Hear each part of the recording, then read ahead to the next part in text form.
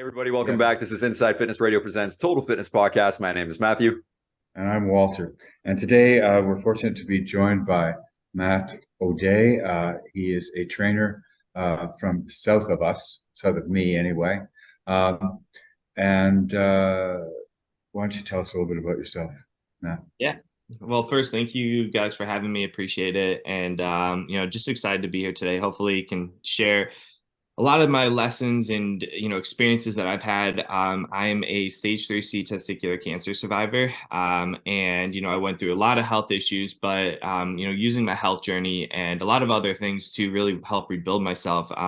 It's been a massive part of my life, and hopefully today I can just share the lessons, the experiences that I've learned along the way to help your community in whatever fitness journey they're on, because that's just been a vital part of my life for the past 10 years. Whether it be cancer or just helping people as a personal trainer as well. So yeah, a little bit about myself. I am currently 31 years old. I'm from Cleveland, Ohio. And at the age of 24, I was so we're going back to 2016 now. I was probably the healthiest version of myself. I was working out 6, 7 days a week. I was eating the right foods. For anybody in the health field, I was counting my macronutrients, so your proteins, your fats, your carbs. I mean, I was doing the whole shebang. And to be honest, the last person to probably ever think they were going to get sick was myself. And as the summer went by, I started to notice these minor back pains. And, as a 24-year-old, you're just going to shrug that off and be like, okay, I probably was doing deadlifts or something like that, and it was,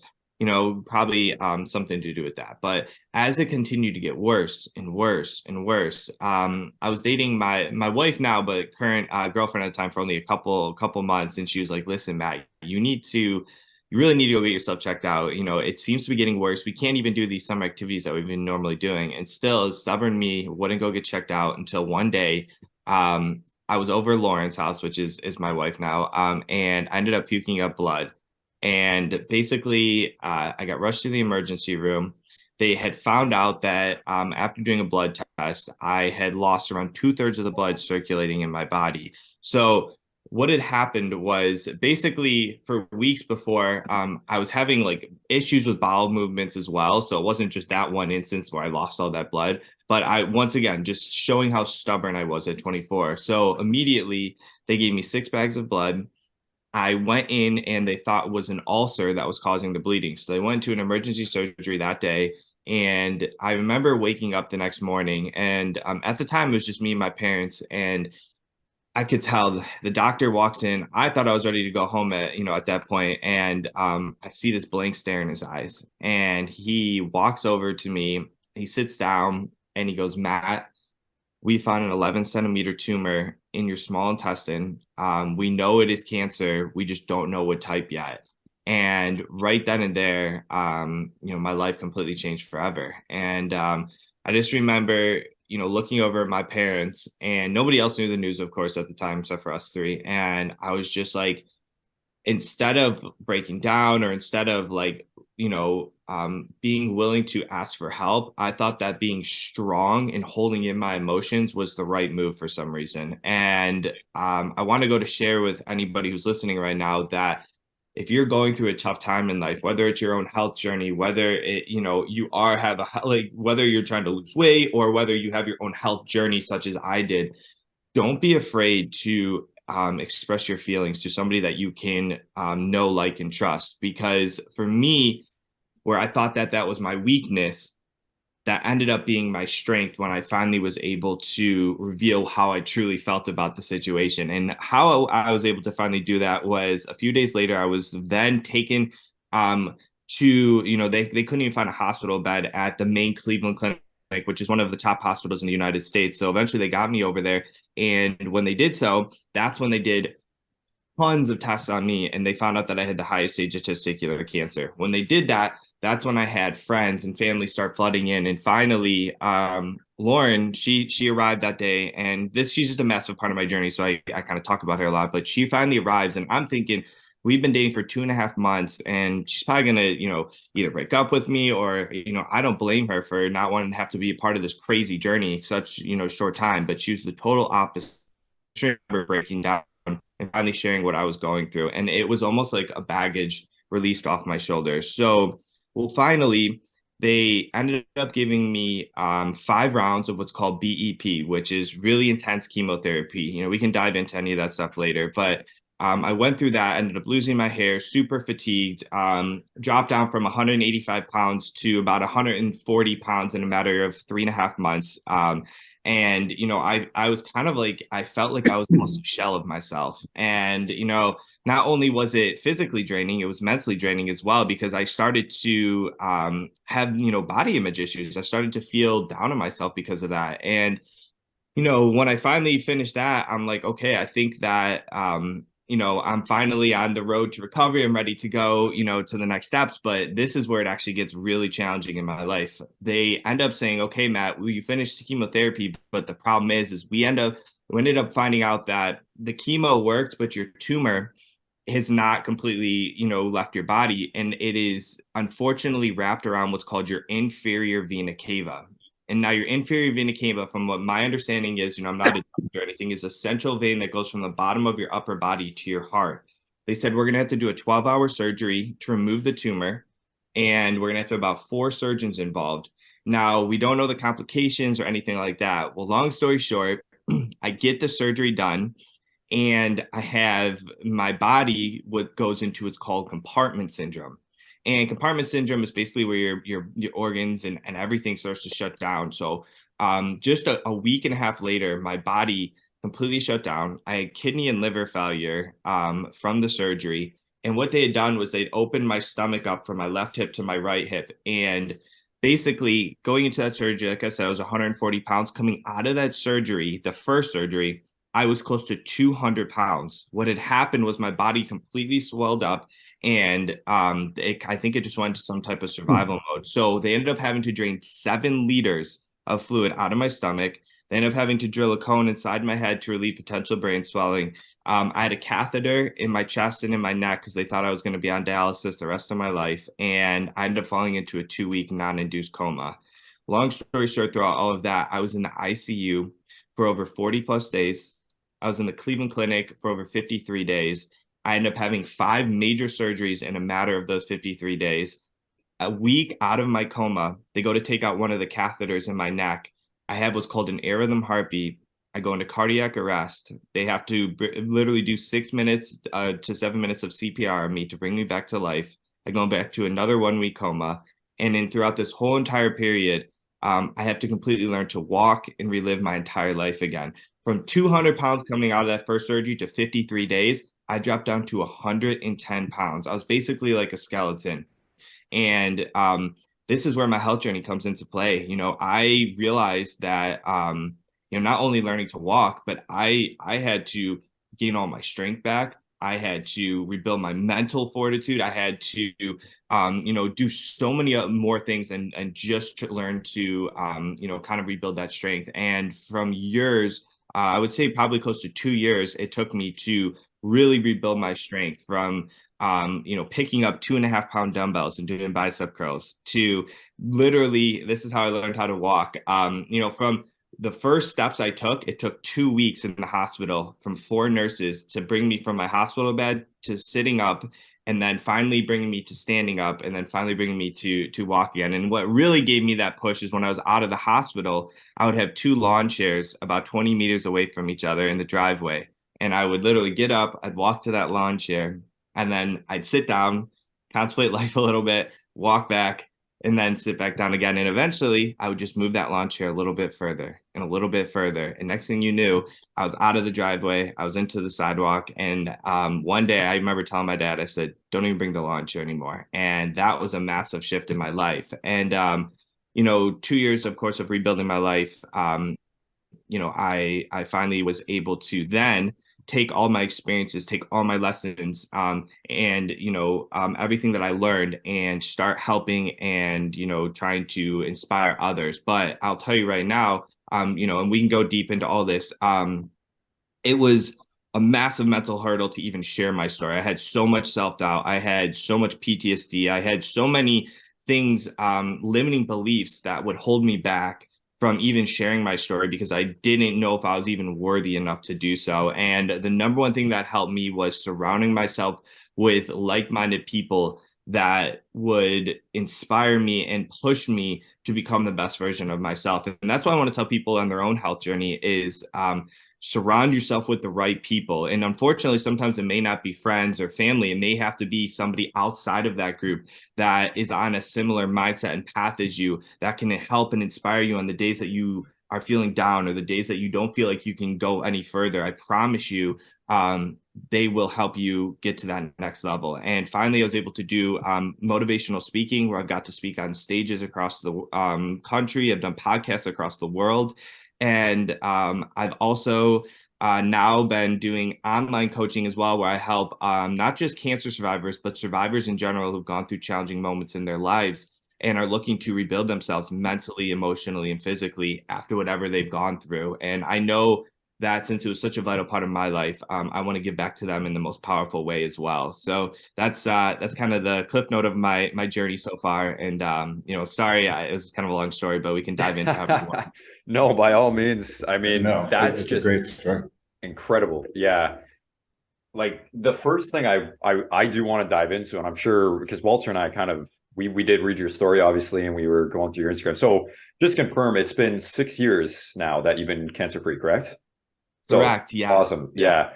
But man, the biggest thing for me is just going into that mental fortitude, rebuilding and all that is just, I think perspective for a lot of people is just one of the toughest things when it comes to a survivor story, overcoming obstacles and overcoming those hurdles. How did you actually wrap your head around all of that and building up that fortitude again? Because that's just insane what you had to go through. Yeah, great question. So I'll tell you right now, I had my very down days too, where I did not think I was going to make it. I did not think I was going to go any further. And I will say this, there's three massive things that have been vital in my road to recovery. Number one, I will say, and I don't push this on anybody, but is my faith. Me being a Christian, I'll share a really quick story if it's all right with you guys. Of Just course. like a Yeah. story. Okay, cool. So when I was in my coma, my 2-week coma, my mom, who is, very faith-based, she held 3 prayer services where what I was told had hundreds of people go to my local church, pray for me. And what I was also told was thousands around the world. They said they had prayer groups from like everywhere around the world just praying for me. And then you had my parents and Lauren, who would basically never left the ICU room. And what Lauren would do is she would come up every day. She would hold my hand and she would just pray for healing. And they had no idea when or if I was ever going to wake up. And literally on the last prayer service that my mom hosted, as they were praying for me at the church around the world, Lauren was also praying for me. She was holding my hand, and all of a sudden, she felt my hand starting to move and started to feel that I was waking up. And she didn't even know if it was real. So she rushed over to the nurses. They didn't even, it's not they didn't believe her, but they didn't even know. So they rushed over, got the surgeon, and finally he said I was finally waking up. And to me, it just goes to show whatever you can say, it's a coincidence all you want, but like for me, I know the power of prayer for anything in life, but for my sake at least, has been a vital part of my journey. So that is my faith-based part. So anytime I've gone through tough trials, things like that, praying and asking for guidance, because it can be a very, very, very lonely journey when you are trying to recover or do something big with your life, because you may not get the support all the time. But for my sake, I did, luckily, and the prayers, they really did matter. So that was number one. Number two, was the knowledge that I gained through, I would say, my health background, meaning your greatest investment, and you've always probably heard this, your greatest investment is in yourself. You can get assets taken away from you. You can get money taken away from you. You can get a lot of things taken away from you. But the one thing you cannot get taken away from you is your mindset and the things that you learn. And what I will say with that is when you learn something in your life, it is the most powerful thing, because as you go on in life, you gain more knowledge, you gain more experience, you gain more lessons, and it allows you to push yourself forward. And if it wasn't for me already having my health background and being healthy, I truly don't know if I'd be here today, because I went through a heck of a lot. And for me, when I was in that recovery stage for those 2 years, the lucky part about me was I was able to use that knowledge to help push myself forward. Now, when it comes to the mental hurdles, though, I always say this. There's a little saying I say: everything in life happens for you, not to you. Now, what I mean by that is you can take the most challenging, unfair situations of your life and you can look at it two different ways. You can say, why is this happening to me? Meaning making excuses, becoming the victim of that situation, which is very easy. And I did that, which I had to rely on my faith. And then my third one, which I'll talk about in a second. Or you can start to say, you know what? I understand this is unfair, but you know what? There's also other people in life that also have unfair circumstances as well. And what is the lesson I can take from this to not only become a better version of myself down the road, but use it to inspire and help other people? That's the key. You want true happiness and true fulfillment in life. It's taking what is meaningful to you or something you've overcome and then using it to transform other people's lives. And for my sake, it took a while to be able to get to that part, because I truly believe in order to be selfless for others, you must be selfish for yourself first, meaning you have to take care of yourself first in order to help others. So that was number two. And then number three, like I'd already kind of talked about this, but it is surrounding yourself with those right people to help you, because there's days where you're not going to be able to fight your battles alone. That is my one big thing I tell people is, if you try to fight all of your battles alone, you are never going to be able to truly and fully heal throughout the process. So really, it was my faith, my experience, the lessons, creating the best investment, which is in myself. And then number three was, surrounding myself with those right people, during that journey. And I will tell you this too, when I went to, it was a different group of people from when I was healing to when I wanted to do something with my life. I'll tell you right now, I had a lot, and I'm not bashing any of my family or friends, because I had a lot of support along the way too. But there were some people in my life that were questioning, Matt, you just went through all of this. Why are you trying to do something that maybe they couldn't see themselves doing with them, with their lives? And for me, I had to drown that out. And really, for me, it was joining other groups or, relying on the people who did support me in that area, and drown yourself out of the people that may be negative or just don't understand the process. 100%. So that's kind of the whole journey. Yeah. Sad thing is, a lot of those people think they are actually helping you. They just don't realize that that's not what you need right now. But we can mollycoddle. I can't believe I used that word. Someone who's been ill, or we can say, okay, come on, let's go. Let me help you. Mentorship is incredibly important. And coming from someone, for me, I have gone through my health issues, mostly mental. But the people who help me, we teach each other, we help each other, and it's incredibly important to pay back for what I'm grateful for. And I appreciate definitely that. Oh no, I 100%. I think you have to. Sorry, my dog is going crazy back here. All good. So he just knocked the computer out. All right. So but yeah, Walter, I completely agree. For me, I appreciate every person in my journey for what they've been a part of, and I think that at the end of the day, I think you have to realize how grateful you are to have those certain people in your life. And for me, I have a lot of stories, but this is just a story of me and Lauren. We met on St. Patrick's Day of 2016.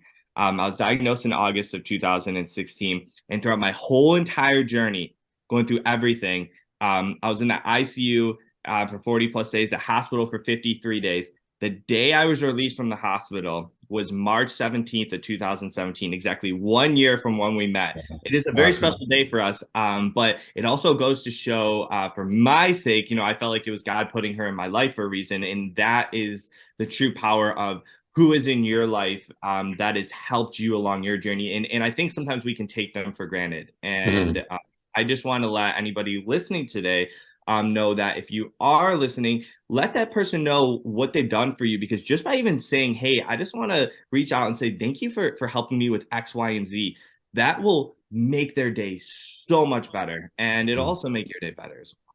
That's true. Yeah.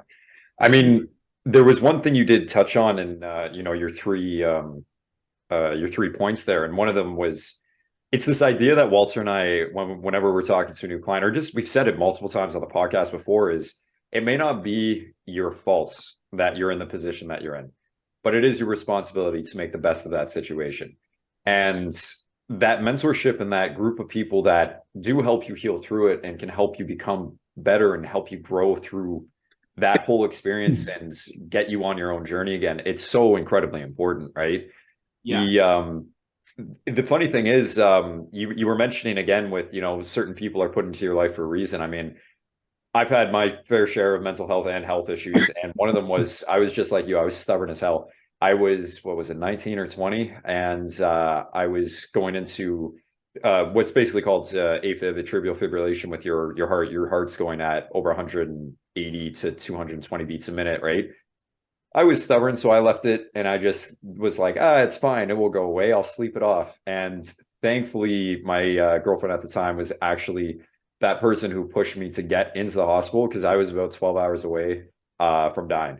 If I had let it, if I went to sleep, I would have been having a stroke and I would have died in bed. So it's very important to have that gratefulness of those people that have been put into your life or that come into your life, even if they aren't necessarily at the time you think they might just be, somebody passing through, or maybe they're not the right person.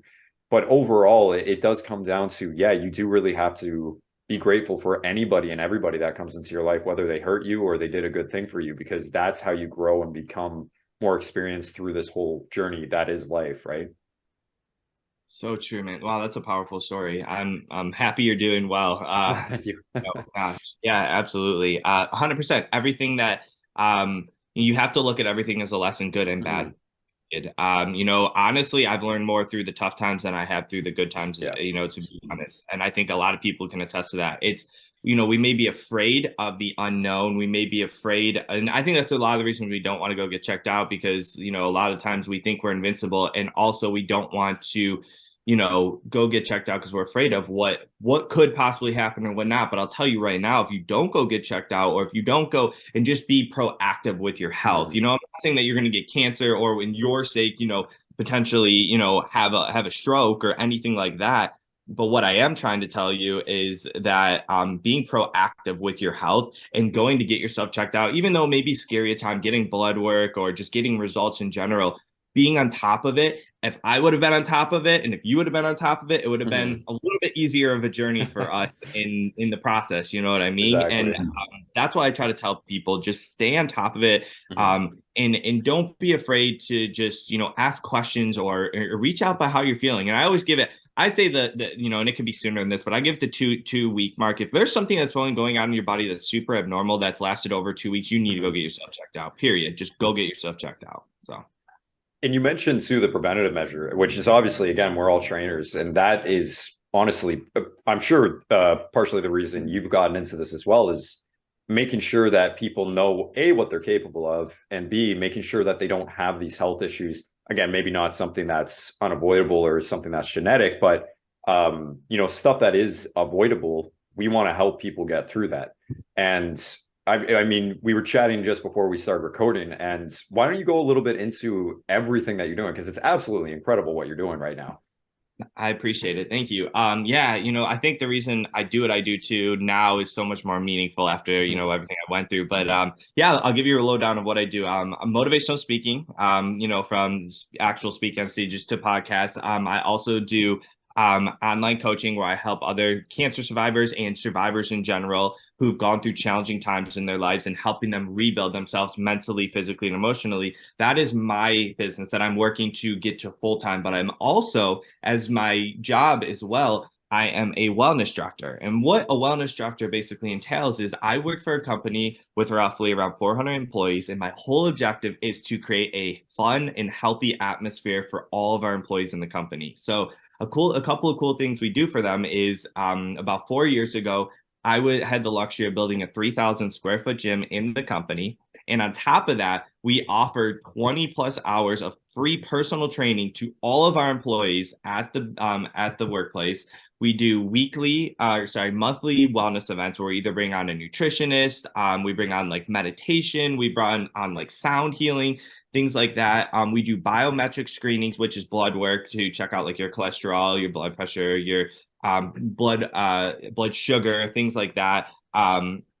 We do that every single year. We do a health fair where we bring on vendors, everything you pretty much you name it. And the cool thing is it's helped with productivity. It's helped with culture, which when you're growing a business or you're doing anything related to employees, I think having a culture is key and vital to an environment. Less sick days, and just also like getting people to that would not normally maybe talk with each other, get to know each other from different departments and things like that. So it's a really, really fun and cool job. But I'll tell you right now, after everything I went through, the health industry now for me, helping people, whether it's in their workouts or building healthy, nutrition plan, or just helping them through the mental aspect, it's just so much more important now for me because I realize how precious life truly is. And, for a lot of people, you have no idea what they're actually going on in their life. Maybe they're not going through cancer or anything like that, but you have no idea what's truly going on behind closed doors. So for me to just be hopefully a light or to be a positive influence, and I know you guys are for your clients as well, in their day to, a lot of the times what I notice, even though I'm pushing them and helping them be healthy, sometimes they just need to get things off their chest and they just want to talk to me. And I'm like, I'm open, if you want to talk to me, I'm totally open. I'm not a therapist by any means, but I know that it helps them mentally, physically, and emotionally through it. I'm not here. I'm going to tell them right now, I'm not your therapist, but if you just want to talk to me, I'm here to just talk with you. So that's kind of everything I do. It's very fulfilling. And I know what you guys do. It's the same thing. It's so fulfilling to help and see a change in somebody's life, whether it's actually physically or to mentally have them come in and be like telling you how much better they feel, whether they are getting off of anxiety medications or learning to cope with certain mental health issues, things like that. I like how you say again, we're not therapists, but I think one of the most important things that people just in life tend to forget is everybody has the ability to listen. And a lot of the time, people going through a lot of stuff is just they want somebody to listen to them. And you're providing that service basically, and you're doing a great job at it. So, it's something that I just wish more people would understand is we all have ears and, knock on wood, we all can hear well enough. And, even when it's tough, it's just, we all need somebody to talk to and somebody that sometimes never gives advice, just can listen and you talk through your own stuff and figure it out on your own through just having somebody listen, right? But one question I wanted to ask regarding everything, the mentality before when it came to training and, just your own personal training in regards to your health journey, as well as how you coached people versus now. Like there must be obvious changes, but why can you go a little bit into that? Because I'm very curious as to how that works. Yeah. I would say I'm a little more empathetic now with a lot of my clients, I guess is the right word. I wouldn't say I was this mean, hard trainer, but I of course I still push my clients, but I try to understand more about them than just a book or what I learned. What before, I would say the first 3 to 4 years before I was diagnosed with cancer was kind of like, okay, I have my personal training certification. I have specific workouts that I do. It was kind of like a regimen routine where now I've learned that everyone is so different. Everyone needs something different in their life, whether they need to be pushed really hard, or there's some clients you try to push them really hard, they're not coming back to you. So you got to realize that, where there's other clients where you're like, okay, let's kind of feel the room out. Let's see where they're at. And you can push it and amplify it a little bit each more. Or there's one that just comes in and is like, give me whatever you can. Let's go, balls to the walls. And I'm like, all right, obviously I'm not going to kill you, but I want to just like, I know where your levels are at. So for me, it's being more empathetic and learning where each client's at and where they're willing to go to, because not everybody is willing to go to the levels that you want them to go to. You know what they need, but sometimes if you push too hard and too soon, you're going to push them away. Yeah. So for me, it's reading a room now, learning more than just textbooks and things like that. Your best experience is just the more clients you get, the more you understand them, the better it'll be. And I think that's been a huge part of my client's journey. For my journey, I was like super hard and strict on myself before cancer. Like I was telling you, I mean, counting macros every single day, working out 6-7 days a week, and it was good. There was nothing wrong with that at all. But now I've learned to also enjoy myself a little bit too, while also still being healthy. I haven't really counted my macros. There'll be times where I'm like, hey, I'll go onto my Fitness Pal, or I'll go onto somewhere and just kind of look for like a week or so just to see where I'm at. But I don't really do that too much with myself anymore. If there's a client that's like really strict and dedicated, I'll help them like through that aspect of it. But that's just for myself, and I've enjoyed the process a little bit more. It's easy, I think, to get burned out if you are just so hard and strict on yourself sometimes. So it's like I find that balance. That's just for me though. Yeah. There's some people that I know that are like, I'm going to be super strict. I'm always going to use my Fitness Pal, and that's what helps them get there. Where other people are kind of in that balance phase. So for me, if you want, I can tell you exactly what I did to go from 110 pounds to now 185 pounds where I'm at today as well. I can give you a little bit of my journey. Yeah, no, absolutely. But did you have something to say, Walter, or? I'm just blown away. I think it is important you're basically talking, you're holistic now. You were just a gym guy before teaching gym stuff, but now you're pulling all this other information in and looking at the client. I think for me, when I first start with a client, they tell me what their goals are. And about 3 months in, I find out what their goals really are. Yeah. And that's what it's all about, listening to them. I love that. That is so true. That's the key, man. You're absolutely correct. Because usually what they say their goals are, I want to lose 20 pounds. Why do you really want to lose 20 pounds? What's the real meaning behind this? And you find out, they feel like they're letting their spouse down, or they feel like, they can't do the activities with their kids or grandkids that they've always wanted to do. And it's really affecting them mentally. They look in the mirror and they see something that every day they get depressed looking at, things like that. There's a lot more. You're absolutely right, Walter. So 100%. So what I did basically to heal myself was, the first week and a half out of that hospital, it felt like I was on my own, because when you're in a hospital, you have nurses every hour on the hour, especially with my case, checking my blood pressure, checking in on my vitals, making sure I'm doing my physical therapy 2 times a day, all these things. And it was strenuous. It was hard. Finally, I get out of the hospital and I'm just like, I have a nurse maybe coming twice a week. I have my parents and Lauren, but they have to go to work and things like that. So for me, I'm just kind of on my own, and I start falling into that victim mindset. I start, making excuses, not wanting to do the stuff that I knew that was already helping rebuild my strength. And a week and a half in, I end up going into the hospital, kind of like not crazy as symptoms as yours, Matthew, but my heart rate was at 155 beats a minute. My blood pressure was like 190 over, almost 100, over 100. My temperature is at 104 degrees. My body was just completely breaking down.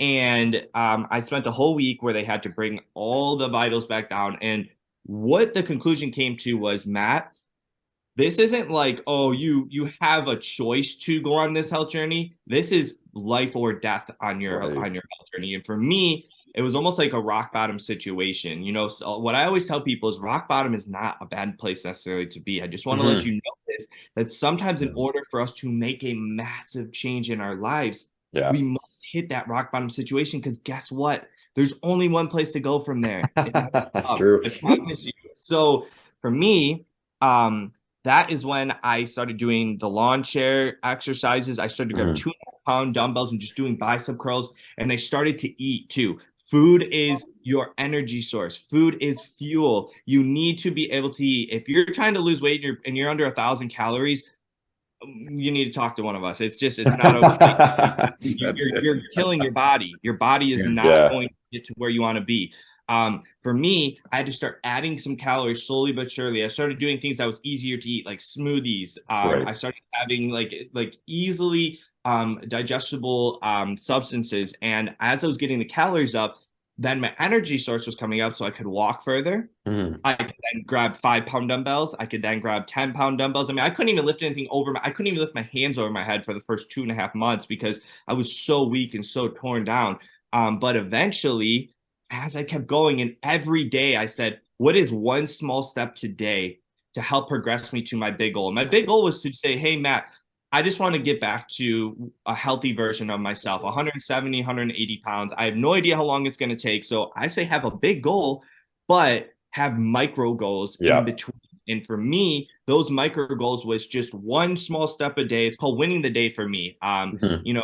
As a guy, so I'm also in the entrepreneurial field. So I follow this guy named Andy Frisella. Some people hate him, some people love him. He's a very inspirational guy, but he can get very like tough at times too. Yes. But yeah, you probably know who Andy Frisella is. Yeah. That he can be very, very standoffish to some people, and for some people, you resonate with him. For me, I do resonate with him, but one of his concepts was called winning the day, Mhm. and what it means is if you can win 5 out of the 7 days, that means you've won the week. If you can win 3 out of your 4 weeks, that means you've won the month. If you can win 7, 8 out of your 12 months, guess what? A year from now, you're going to be a totally different version of yourself. And that was Mhm. me. I just said, I understand I'm going to have down days. Remember, I didn't say when you win 12 out of 12. I didn't say when you win 7 out of 7. You're not going to Yeah. win every single day. It is trying to just keep the promises you make to yourself. So when you say you're going to go do something today, don't let your inner weak voice or don't let your excuses get in the way of you doing what you promised yourself you'd get done today. And it doesn't have to be a grand task. It can just be something small to help progress yourself forward. That is what helped progress me. It took a year to kind of rebuild my strength. It took 2 years to really get myself back to where I needed to be and feel Mhm. comfortable with myself because I had a lot of talk about body image issues. I went from 185 pounds to 8 months, 110 pounds of literally unrecognizable. If you saw Yeah. any pictures, I mean, non-recognizable. And now today I'm back. I'm healthy and more inspired than ever to really make an impact in others' lives. Absolutely. That's such a Yeah. major point that you touch on of winning the day and understanding that it's not a lot of people come to, especially in the field we in, they come to us with these massive goals that they have in mind. 20 pounds of weight loss in a month, or, I want to be For the 50 pounds wedding. every year. Yeah, Yeah, right. yeah. Oh, I got plenty of that. Yep, I know. So it gets to this point where we really do almost have to break down this false sense of success that society's kind of instilled in us. Like, if you're not doing this massive thing, you failed. Because you're absolutely right. I tell my clients all the time, it's called the rule of thirds, where 1/3 of the time you're going to feel pretty incredible. You're going to feel like you're on track with everything. 1/3 of the time you're just kind of going through the motions and it's kind of just, okay, it's good. It's, meh, whatever. And 1/3 of the time it's going to feel pretty crappy. It's going to feel like shit. And people don't understand that that's just life in general. Like, you're going to have these massive ups and downs. And, you know, 5 out of 7 days, what is that percentage wise? Almost 80 something percent, right? Like, you're already on track. Like, you don't have to be 100%. Nobody can ever be 100%. And if they are, even these guys we all look up to, like the David Goggins of the world, the Jocko Wilkins, all these like massive figures, bigger than life figures that we admire, they all say the same thing, that they have their bad days. They have the days where they had to overcome so much stuff, and it was just tearing down these obstacles and walls one small step at a time to be able to build out this massive staircase that they're able to climb now, right? So I love how you say that, because and that is something that you do really instill. It's incredible. Yeah, I want to One say thing. oh, you're good. Did you have something, Walter? You're good. Oh, okay. I was just going to say it comes back to doing the thing that's the hard thing, the bad thing you don't want to do, getting checked, doing the work. Even if I don't feel good, I'm still going to do it anyway. Um, Hard thing is motivation. I don't have any motivation today. We'll just do it anyway. Mhm. Do it as though you have motivation. Do the hard thing. Make the hard choice.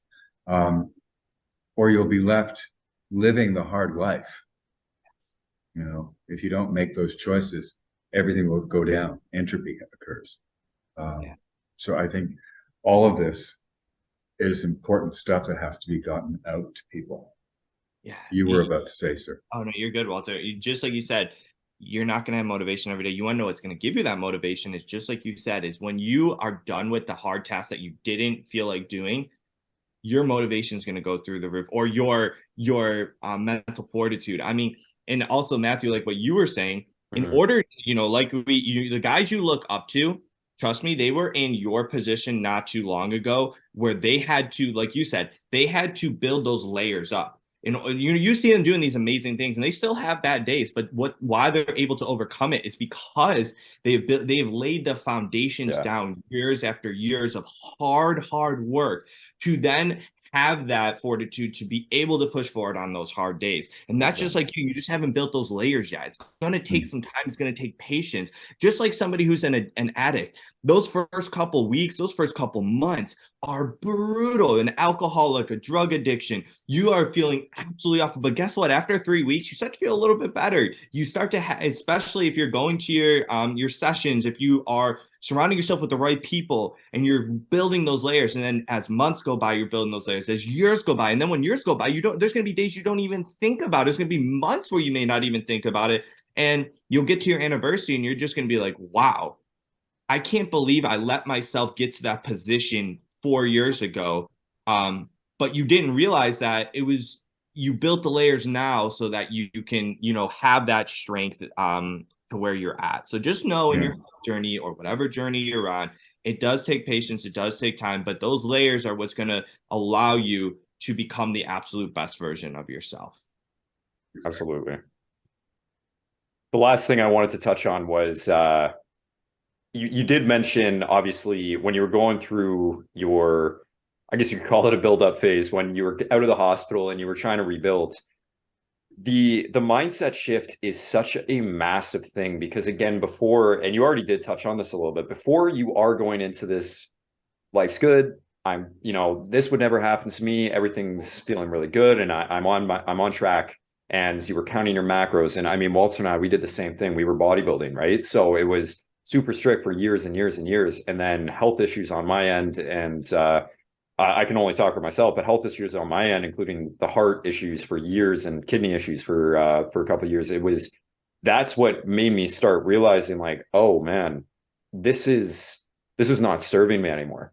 And again, we did already talk about this a little bit, but when it comes to how you were able to, again, make that shift, did you realize that was it even serving you to be in the position you were back then? Or do you ever look back at it and you're like, I can't believe I was kind of living like that? Or do you still look at it like, I needed that to get to this point? That's an awesome question. No one's ever asked me that. I would say that I wouldn't regret doing it because it did teach me a lot of lessons along that way of like, yeah, when you see guys I'll tell you right now, when you see guys at 5% body fat, they don't stay there very long. And if they do, it's not healthy for them. It takes a lot of depletion of your body to get to that. When you see these guys, you'll see these guys on Muscle Magazine and you'll see like the bodybuilding shows and stuff like that. Go look at everyone in the fitness industry or the bodybuilding industry knows who C-Bum is. Trust me, go look at him now. I promise you, he's big, he's awesome, but even he tells you that like it's not healthy to get down to that weight. It's not healthy, but he does it because it's his passion, it's his dream, it's his he loves it. But for 90% of the year, he's not like that. So I would just say it was a time and place that taught me a lesson. But now I just focus on quality foods instead, stuff that's going to actually help my health. Also, I know unfortunately, a lot of bodybuilders. You look at look at Ronnie Coleman, for example. He look at him now. He destroyed his body. He wouldn't regret it because that was his life and that was his passion, and he loved what he did. But he just kept going and going and put himself to the brink. And then you look at Jay Cutler now. He's healthier now because he's really taking care of his body, and it's a transition, man. So I guess there's a time and place for everything. But for myself, I've just realized that the quality, especially after cancer, I mean, with my life, like I just realized that the quality of foods that I'm eating and things like that is so much more important than having this perfect physique. You're still gonna have a great physique. You're still gonna feel good about yourself as long as you're eating quality foods, but you're not going to such an extreme Yeah. unless you are a bodybuilding show, unless you are doing this to actually as like a career, something that you're passionate about. I would just say live a healthy life to where you are feeling your body's feeling good, your Mhm. vitals are good, and you're not absolutely killing your body. Yeah. Well, I think that's it. At the end of the day, fitness is about, it's not, to me, it's no longer about aesthetic or how good you look or any of those points. It's, do you feel good? Are you stronger? Are you growing as a person every day? You know, even if it's only that 0.1% of mental fortitude and building that consistency, that's all fitness is to me now. It's that lifelong thing. And especially coming from somebody like you talking about this, like I do really hope the people listening are able to really kind of grasp that concept because it is, when you go through something that hard and, for people who haven't, it's not necessarily, we can be sympathetic, but we can't be empathetic. And we don't necessarily know, every little detail that obviously played in your mind with all these sort of things. And to hear somebody say one thing and then listen to their story, that's incredible. But I do truly think that everybody kind of has to go and grow through these issues on their own. Like everybody has these reasons why they get into it, the reasons why they stay in it, and then the reasons why they may shift their mindset to be that healthier version. And Yeah. I wish it wasn't that way. I wish people didn't have to go through these traumatic events. But sometimes, like you said, you got to hit rock bottom because the only way is up, right? Exactly. I mean, as an addict, if I had not hit my bottom, I would not have this life. I may not even be alive. So rock bottom was an absolute necessity for me, as yours was to build this new life that you've got. Um, I have a question though. I want to go a little deeper into the guy thing. Yeah. I had no idea that you would feel it in your lower back. Thank you. That's a lesson that I think should be shared with Yeah, all and this is guys. great you're bringing this up. Yeah, keep going. You're good. But also, how did that hit you emotionally as a male? Um, Yeah. Guys are afraid to get checked. They're afraid to even think about that because can't happen to me, right? Mm-hmm. So How has that affected you? I'm so glad you brought that up because I didn't touch on this point. 90 over 95% of testicular patients are going to get symptoms in their testicle. This was one sign where I actually did not have a symptom in my testicle. If I did, usually what happens is you have either an enlargement or you have some type of lumps or things like that. That is why I'm saying it's so important every year to get yourself checked out, get a physical as a male or a female. For me, it was the back pain, which was super weird. The only way they were able to figure out that it was testicular cancer is they did an ultrasound, which found that it had originated in my testicle, but the cancer had spread to my back. And the reason why I was having such back pain was because the tumor had grown so big that it was hitting nerves in my back. And that's what was causing so much pain for me. And just like you asked, Walter, mentally, women are so much better at this at sharing their emotions. We are just like, for us, we're kind of a closed book at times for a lot of us because it's society almost has perceived us as you are weak if you are sharing something that is vulnerable to you. And I'll tell you right now, the biggest impact I've had in others' lives was sharing my vulnerability, was sharing what I went through, sharing my massive scar that I have. I have this huge scar that I'll never go away. I mean, it's been a part of me and it's been really draining on me. I'm sharing that. Listen, I was broken just like you at some point in my life where I didn't think I could go any further. And I'm not afraid to ask for help. I'm not afraid to say that I use my faith. I'm not afraid to say that I could not do this by myself. And that right there is what truly allowed people to feel like they weren't alone. Because for a lot of us guys, we feel when we're going through something tough in our lives, whether it's a breakup, our health journey, finances and our job and our career, we feel like nobody can relate to us. Nobody, it's just us. And I want you to know that is not true. There are other people that are willing to try to help you, that are willing to try to, get you through this. And I'm not saying go out and share it to the world because I didn't do that and I don't recommend that. That can, But what I do recommend is, like I said before, start with somebody that you really trust in your life, or a group of people that are in a similar position as you, and just start by sharing one thing at a time. And I promise you, it will feel very relieving in a lot of ways to feel that you're not alone. Absolutely. No, that's incredible. Excellent. That's incredible. Thank you. As always, we always like to finish off our podcast by asking one question. And, it's going to be difficult with you because you've already given us so many things. But basically what we always ask our guests is take 30 seconds and, just a quick little, what would one piece of advice to all of our listeners, what is one thing that you could say to them right now that they could leave off this podcast with that would hopefully make a great impact on them? And we are really putting you on the spot here. I know that, but take some time if you need to. But what would you say? I'm good. So I have an acronym, and it's called HOPE. Help one person every day.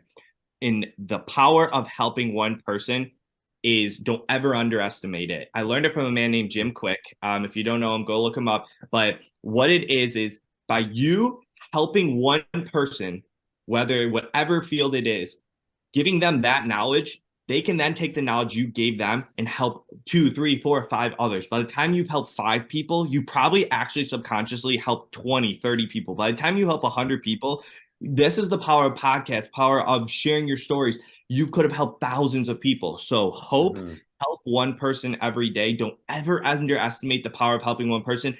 It will bring true fulfillment. It'll bring true happiness into your life. And remember, you must take care of yourself first, and then you can use it to inspire and help others. So that's my 30 seconds. Hopefully that's incredible. That's great. I really love that, man. Yeah. Again, Matt, thank you so much for coming on here and sharing your story. Obviously, there is so much more that we could dive into, but honestly, I think we touched on a lot. Maybe we will at a later date. Hopefully. I love it. This is awesome. This was such a fun conversation. I thank you, Matthew, and thank you, Walter, as well, for having me on. Such a great time. Awesome, man. Yeah, no, we really do appreciate it. And we will have your Instagram, guys. So anybody who's listening, if you want to find Matt, his Instagram is down below. His links are below, so you can go check him out, check out his website. And basically, yeah, that's it. Thank you so much again, Matt. As always, guys, any questions, any concerns you have with the show, or anything you want to talk to us about, by all means, hit us up, comment below, send us some questions.